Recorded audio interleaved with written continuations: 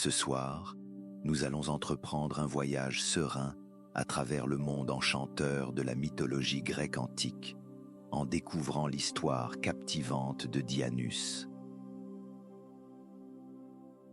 Laisse le rythme de ce conte intemporel t'envelopper peu à peu, t'apportant calme et apaisement, et t'emmenant doucement vers le sommeil, sous le charme des légendes anciennes et des aventures divines.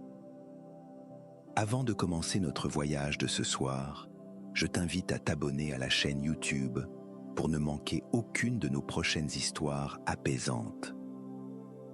Au cœur d'une vaste forêt ancienne, là où les rayons du soleil dansaient à travers les feuilles et où l'air vibrait des secrets enfouis de la terre, vivait Dianus. Il n'était pas comme les autres êtres de ces bois. Élevé par les magnifiques nymphes de la forêt, Dianus avait grandi en croyant être l'un des leurs, bien qu'il ait toujours ressenti, au fond de lui, une étrange distance, comme s'il appartenait à un autre monde. La forêt était un sanctuaire d'enchantement et de mystère, où Dianus errait librement, son cœur battant au rythme de la nature. Les nymphes, gracieuses et sages, étaient sa famille, ses gardiennes, ses maîtresses. Elle lui avait transmis les secrets de la forêt, le langage des animaux, les mélodies des ruisseaux. Un jour, alors que Dianus vagabondait seul, il découvrit une clairière cachée où les lianes s'entrelaçaient en motifs complexes et mouvants.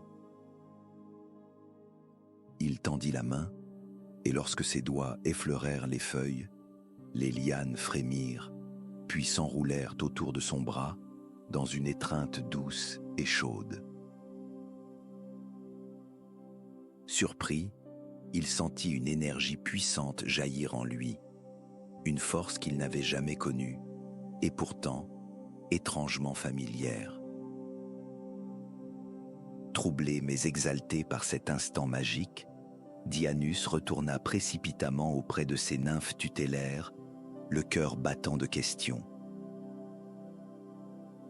Sous la voûte des arbres anciens, elles l'invitèrent à s'asseoir. Leurs visages étaient graves.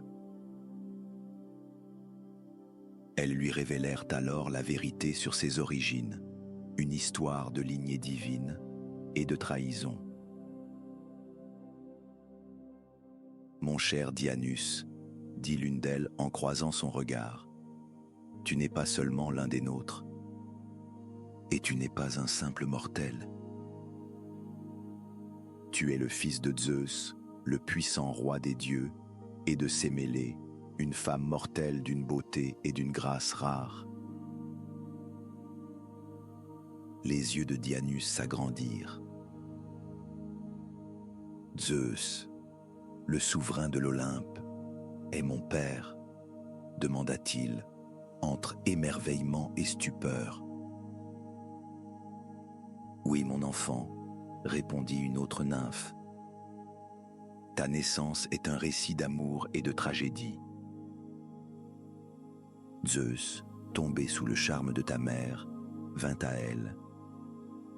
Et de leur union, tu es né. Mais comment est-elle morte ? Demanda Dianus, la voix tremblante, un frisson de chagrin l'envahissant.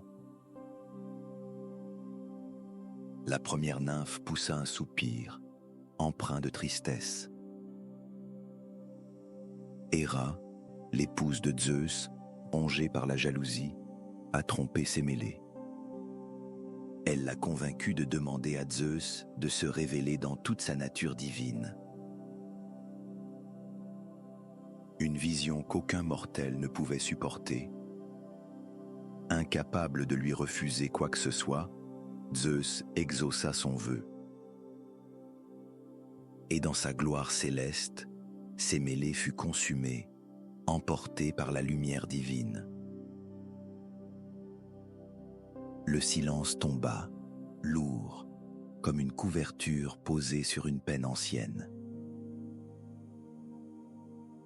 Dianus, recevant la vérité de ses origines, sentit une tempête naître en lui, le deuil d'une mère qu'il n'avait jamais connue, la colère face à la trahison qui avait causé sa perte, et une curiosité nouvelle face à cette puissance divine qui coulait dans ses veines. Alors je suis un enfant des cieux et de la terre, souffla-t-il enfin, sa voix plus assurée.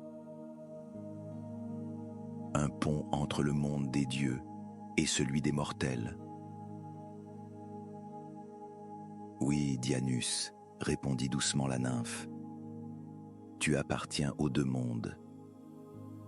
Ton chemin sera singulier entre les cimes célestes et la poussière des sentiers. Et tes dons, que tu commences tout juste à découvrir, ne sont que le reflet de ton héritage extraordinaire. Dianus se tenait là, parmi les arbres millénaires, le souffle court, l'esprit en tumulte. Il était bien plus que ce qu'il avait cru être. Un demi-dieu,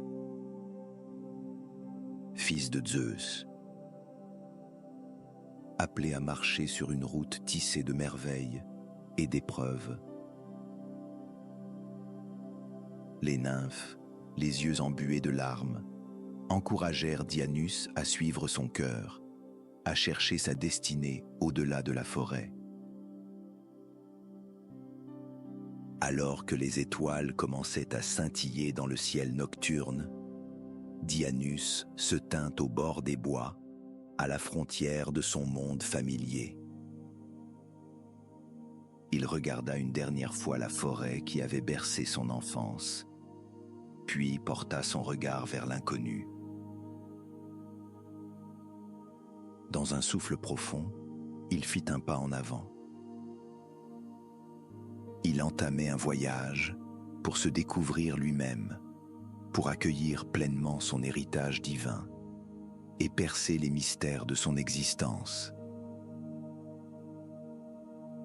Les aventures de Dianus, dieu du vin et du plaisir, ne faisaient que commencer. Au-delà de l'étreinte protectrice de la forêt, il entreprit une traversée des paysages variés de la Grèce antique. À chaque pas, sa compréhension du monde et de lui-même s'approfondissait, le guidant un peu plus vers sa destinée. Dans un petit village caressé par la lumière douce du soleil méditerranéen, Dianus fit sa première vraie rencontre avec la divinité. Les villageois luttaient avec leurs vignes. Bien que les grappes fussent abondantes, elles ne donnaient qu'un vin amer. Attiré vers les ceps comme par un appel ancien, Dianus les toucha de ses mains, dans lesquelles vibrait une force nouvelle. Et les vignes répondirent.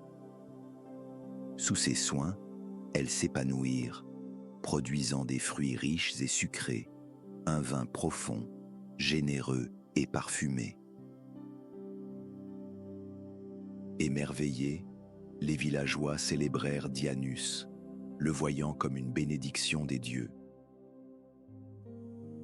Ce moment ne fut pas seulement la naissance de l'art du vin, ce fut l'éveil du pouvoir divin de Dianus, un lien tissé entre son être et la vigne elle-même. La rumeur de ses miracles se répandit, et des gens vinrent de terres lointaines pour le rencontrer, attirés par sa sagesse et son charisme. Parmi eux se trouvaient des âmes marginalisées, celles que la société avait rejetées. À ces êtres, Dianus offrit bien plus que les secrets de la vigne. Il leur enseigna la libération, la joie au-delà des normes rigides du monde.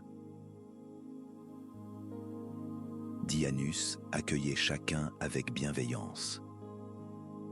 Peu à peu, ces adeptes formèrent une communauté bigarrée, fidèle, unis par leur vénération non seulement pour un maître du vin, mais pour un symbole de liberté et d'élan vital, un dieu qui transcendait l'ordinaire. Inspiré, Dianus organisa un grand festival dans une vallée cachée, une célébration du vin, de l'art et de la liberté extatique. Ses fidèles, couronnés de lierre et vêtus de peaux d'animaux, se rassemblèrent dans la tente. Lorsque la nuit tomba, la vallée s'anima, musique, danse, chants et le vin qui coulait à flots.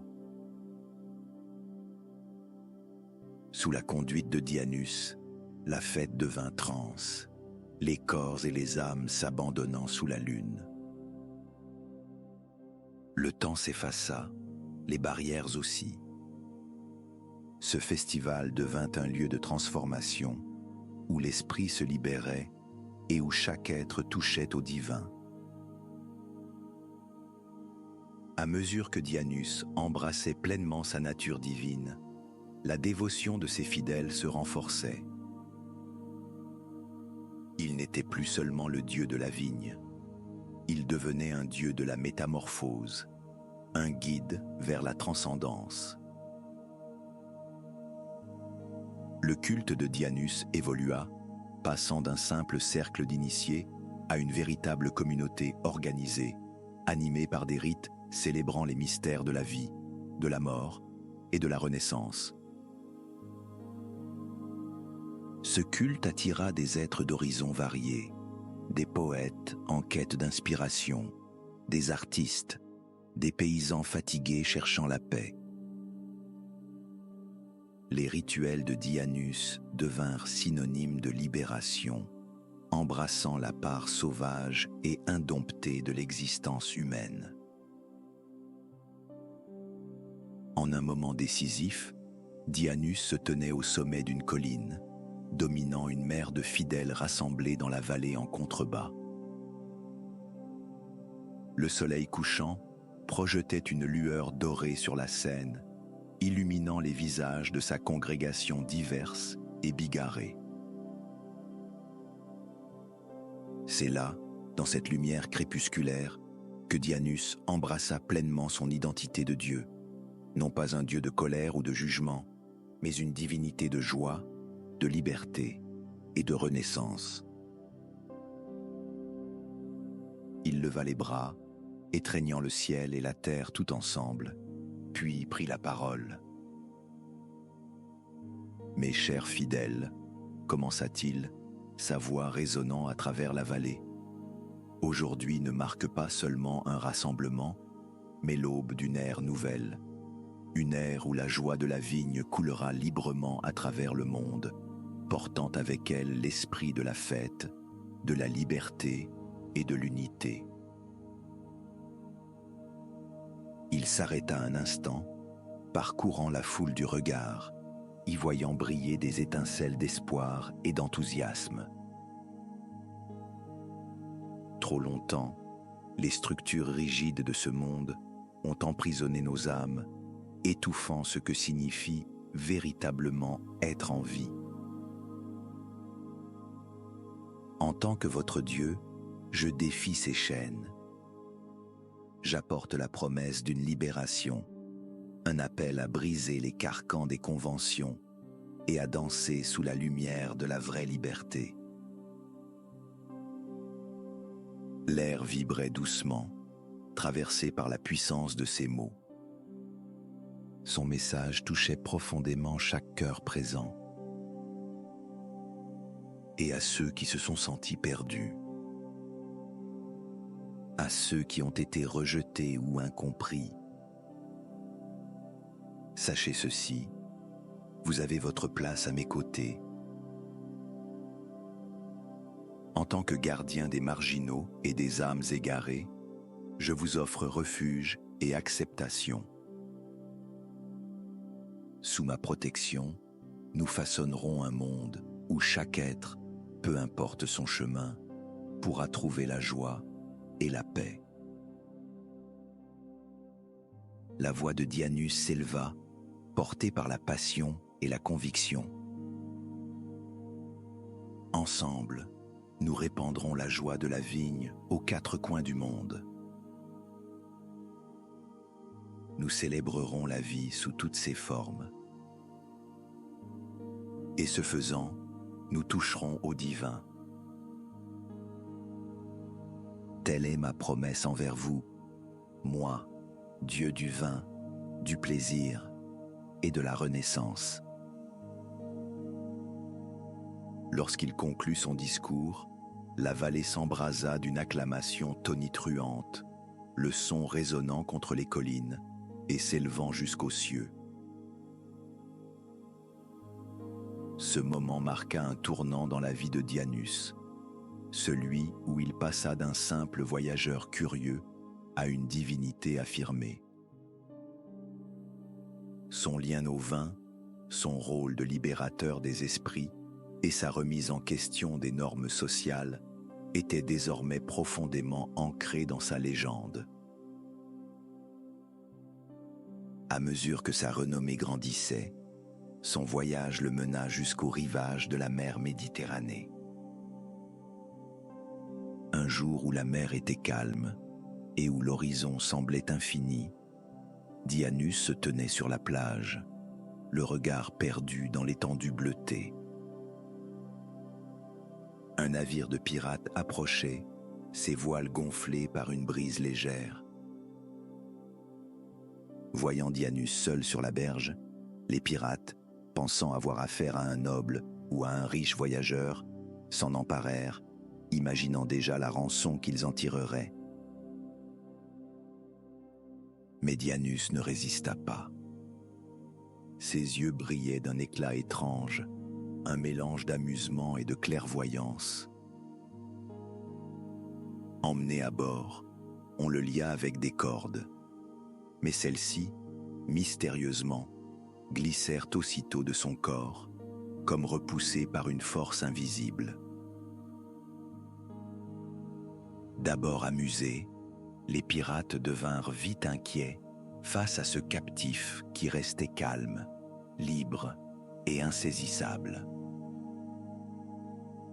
Alors que le navire s'éloignait du rivage, Dianus jugea le moment venu de révéler sa véritable nature. L'air autour de lui se mit à vibrer d'une lumière éthérée et le bateau tout entier commença à se transformer.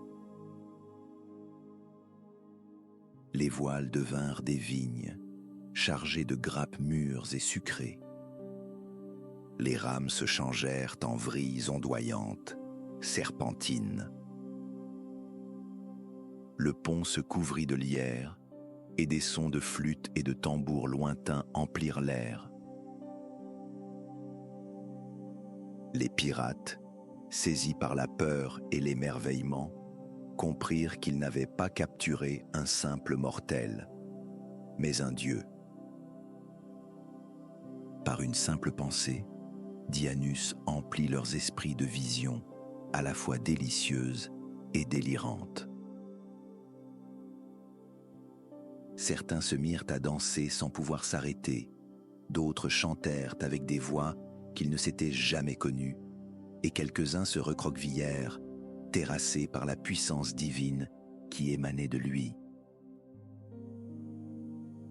Pris de panique, les pirates sautèrent par-dessus bord, fuyant cette présence écrasante. Mais au lieu de se noyer, ils se métamorphosèrent, non en cadavres, mais en dauphins.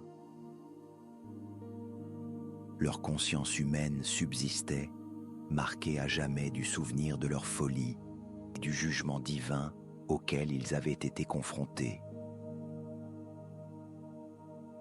Dianus les observa, non pas avec cruauté, mais avec clémence. Sa punition était une leçon, non une malédiction. Il ne cherchait pas à détruire, mais à éveiller, à montrer la puissance des dieux et la folie de les sous-estimer. le navire, désormais désert, dériva vers un port voisin.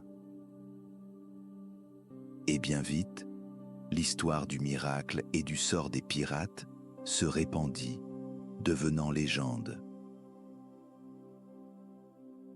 La réputation de Dianus grandit encore, non plus seulement comme dieu du vin et des réjouissances, mais comme une divinité capable d'actes merveilleux et d'une justice empreinte de compassion.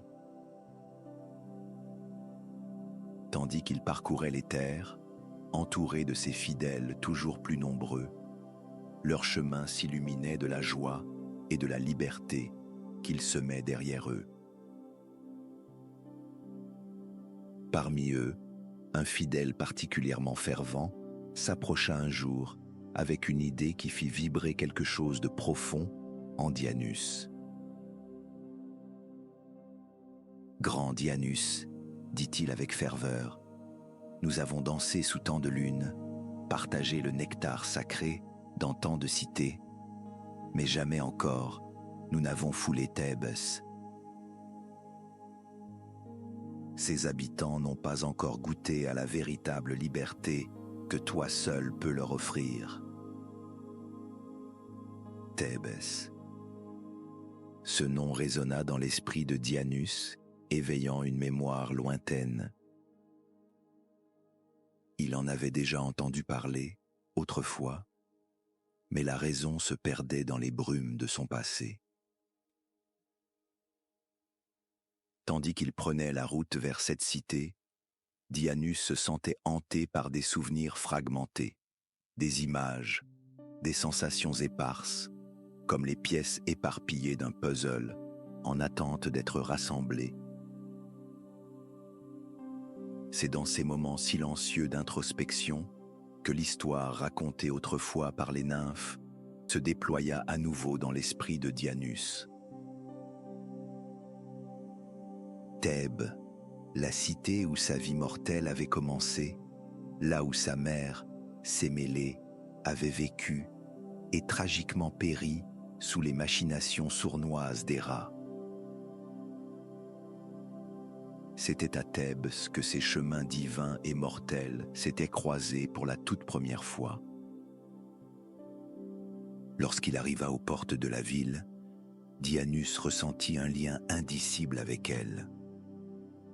Ses rues, ses murs, semblaient lui murmurer les secrets d'un passé qu'il n'avait jamais connu. Mais il garda ses pensées pour lui, se concentrant sur sa mission, faire rayonner l'extase et la libération de son culte. Malgré l'enthousiasme de ses fidèles, son retour à Thèbes fut accueilli avec méfiance. Penthéus, le roi de la cité, voyait en lui et en sa suite un danger. Inquiet pour l'ordre établi, il interdit les rites dionysiaques, les déclarant contraires à la morale de la ville. Mais ce décret ne fit que renforcer la détermination de Dianus. En silence, il invoqua ses pouvoirs divins, tissant un charme d'extase folle sur les femmes de Thèbes, y compris la propre mère du roi Penthéus. Sous son influence, les femmes quittèrent leur foyer pour rejoindre la nature sauvage, s'y abandonnant à des célébrations effrénées, libres, nues, libérées de toute entrave. Tandis que la ville sombrait dans le chaos sacré, Dianus s'éclipsa vers un lieu chargé de murmures anciens, les ruines de sa maison natale. Là, au milieu des pierres écroulées, entre les échos effacés de rires et de chagrins, il sentit la présence profonde de ses origines humaines. Debout dans les vestiges de ce qui fut autrefois son foyer, il invoqua la part divine en lui, concentrant ses pouvoirs pour ouvrir un passage entre le monde des vivants et celui des morts. l'air se mit à vibrer d'une lumière pâle et spectrale. Peu à peu, une forme apparut, celle de Sémélé, sa mère. Elle semblait telle qu'en vie, radieuse, emplie d'un amour infini. Dianus, submergé d'émotion, tendit la main vers elle. Il ne pouvait la toucher, mais le lien entre eux était tangible. « Mère », souffla-t-il, la voix lourde d'années de silence, « j'ai tant désiré te connaître, comprendre l'héritage que je porte. » Sémélé, les yeux baignés à la fois de joie et de tristesse, lui répondit d'une voix douce, « Mon cher fils, ton chemin a été parsemé d'épreuves et de merveilles. Tu as grandi au-delà des limites des mortels. Tu as trouvé ta place entre les étoiles et la terre. » Ils parlèrent d'amour, de perte, du fragile fil qui unit Dieu et humain. Sémélé lui confia sa fierté, lui offrit sa paix, le rassura. Son destin était grand et il l'accomplirait avec la force qu'il portait déjà en lui. À mesure que leurs mots s'estompaient, Sémélé commença à disparaître, se dissolvant lentement dans l'éther. « Sois courageux, mon fils. Embrasse ta voix, car elle est unique entre toutes. » Furent ses derniers mots, chargés d'un amour maternel plus fort que la mort elle-même.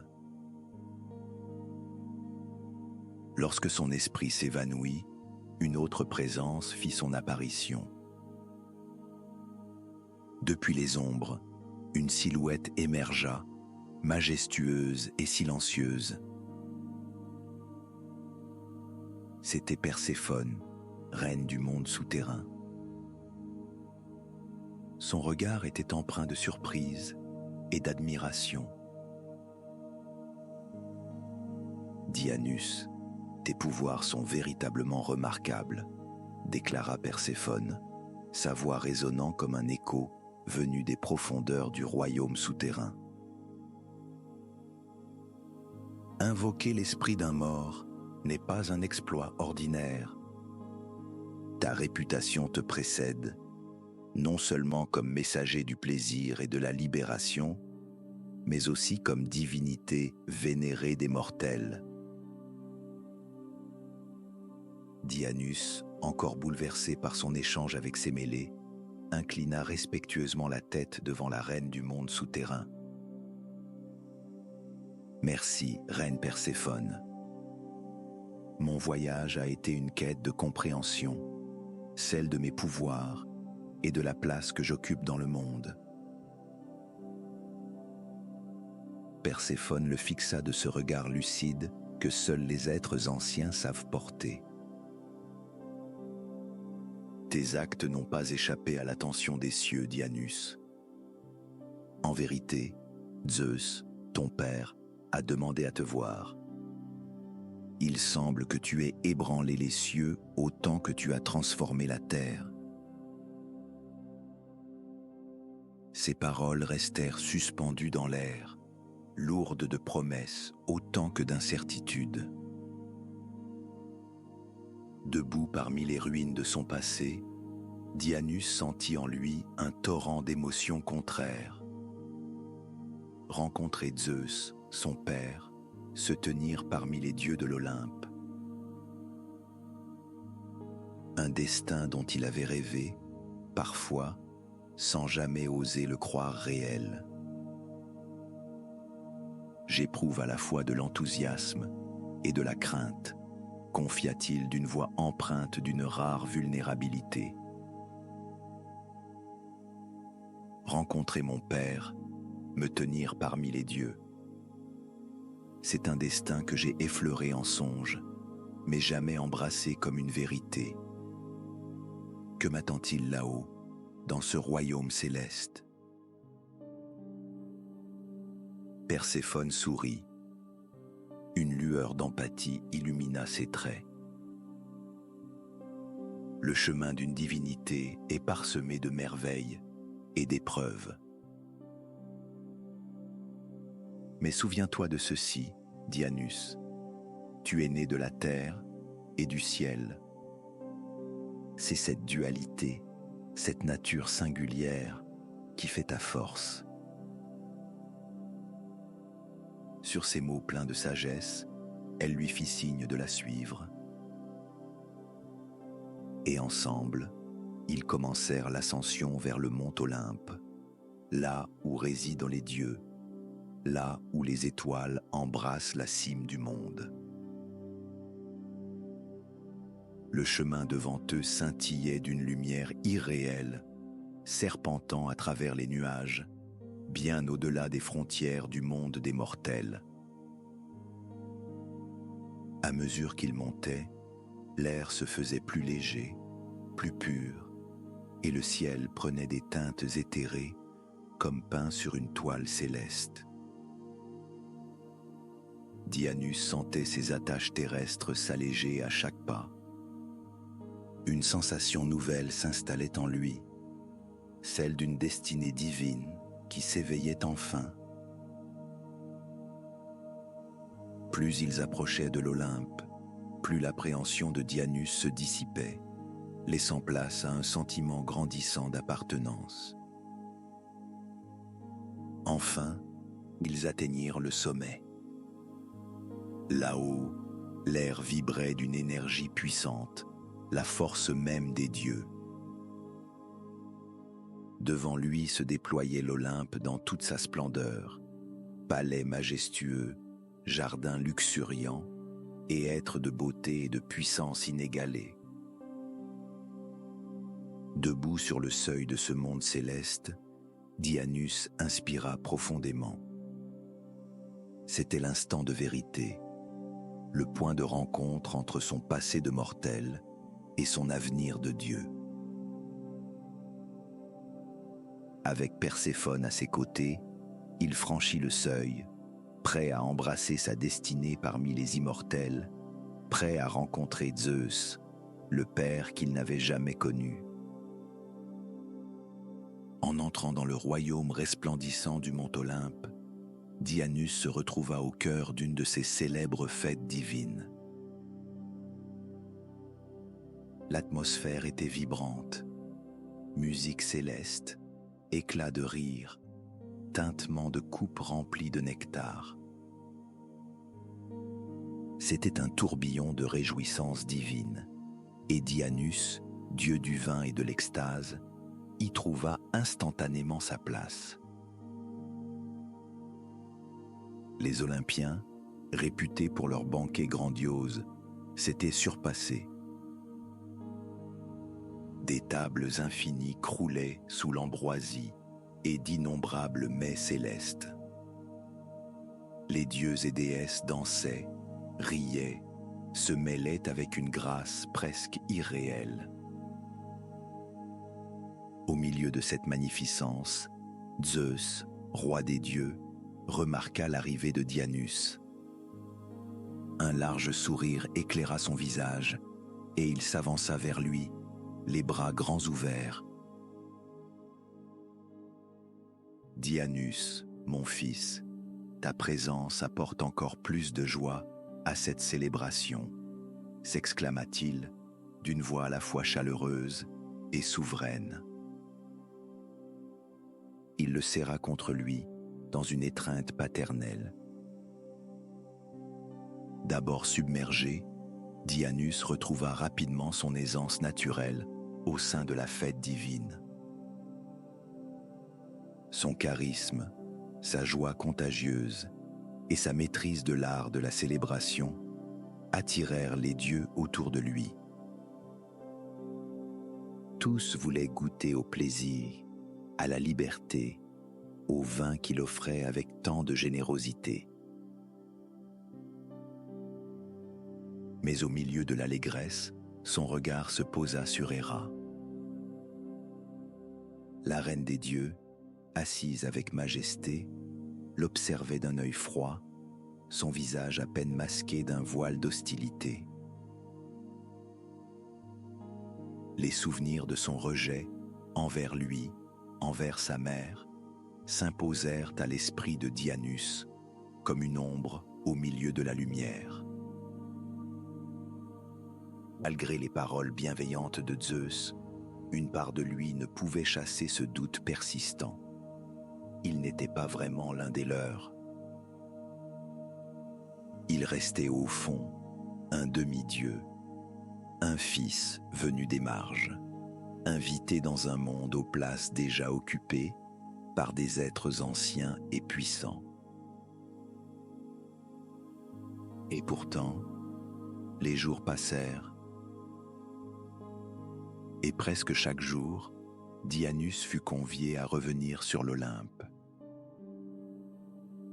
Il devint une figure familière, pleine de vie, au sein des rassemblements divins. Sa passion, son audace, sa manière de faire vibrer la moindre fête d'une énergie nouvelle, séduisirent de plus en plus de dieux. Dianus apportait un souffle neuf à leur banquet, une ferveur, une liberté, une démesure joyeuse que même les Olympiens n'avaient que rarement connue. Un jour, après une célébration particulièrement exubérante, Hestia, déesse du foyer et de la maison, prit Dianus à part. Contrairement aux autres, elle semblait étrangère à l'effervescence. Sa présence était calme, contemplative, presque retirée. « Dianus, dit-elle doucement, je t'ai observé avec attention ces dernières semaines. Tu apportes à l'Olympe une joie, un esprit, une lumière qui sont à la fois uniques et profondément nécessaires. Quant à moi, j'ai compris que mon chemin se trouve ailleurs. » Elle lui confia alors sa décision, faire vœu d'indépendance et de chasteté. Elle se sentait de plus en plus en décalage avec les festivités incessantes et la démesure des réjouissances olympiennes. Son essence était celle du foyer, de la stabilité, de la paix, tout l'inverse du tourbillon céleste auquel elle n'appartenait plus. Je souhaite céder ma place parmi les 12 Olympiens, poursuivit Hestia, en plongeant son regard dans celui de Dianus. Et je crois que c'est toi qui dois t'y asseoir. Dianus resta figé, saisi par l'émotion, partagé entre l'honneur et l'humilité. Ensemble, ils se rendirent auprès de Zeus et des autres dieux pour exposer la décision d'Hestia et la possibilité que Dianus prenne sa place. Zeus, en entendant les mots de sa sœur et le nom de son fils, resta pensif. Mais les autres dieux, déjà conquis par la vivacité, la générosité et la profondeur de cœur de Dianus, exprimèrent sans détour leur soutien. Après un silence chargé de gravité, Zeus s'avança et prit la parole. « Dianus, ton parcours est fait de métamorphoses et de révélations. Tu as su offrir aux mortels non seulement l'extase, mais aussi la liberté, la transgression joyeuse. Et ici, parmi nous, tu as montré que tu es digne non comme invité, mais comme égal. Nous t'accueillons donc comme l'un des 12 dieux de l'Olympe. » Les dieux levèrent leur coupe en un seul mouvement, célébrant l'aube d'une nouvelle ère pour l'Olympe. Dianus, submergé de gratitude et de plénitude, leva la sienne à son tour, non plus en tant qu'hôte, mais en tant qu'Olympien. Avec la bénédiction de Zeus et l'acceptation unanime des dieux, la place de Dionysos dans le royaume divin fut scellée. Et ainsi s'ouvrit un nouveau chapitre dans son voyage extraordinaire, celui d'un demi-dieu devenu, pleinement, l'un des immortels.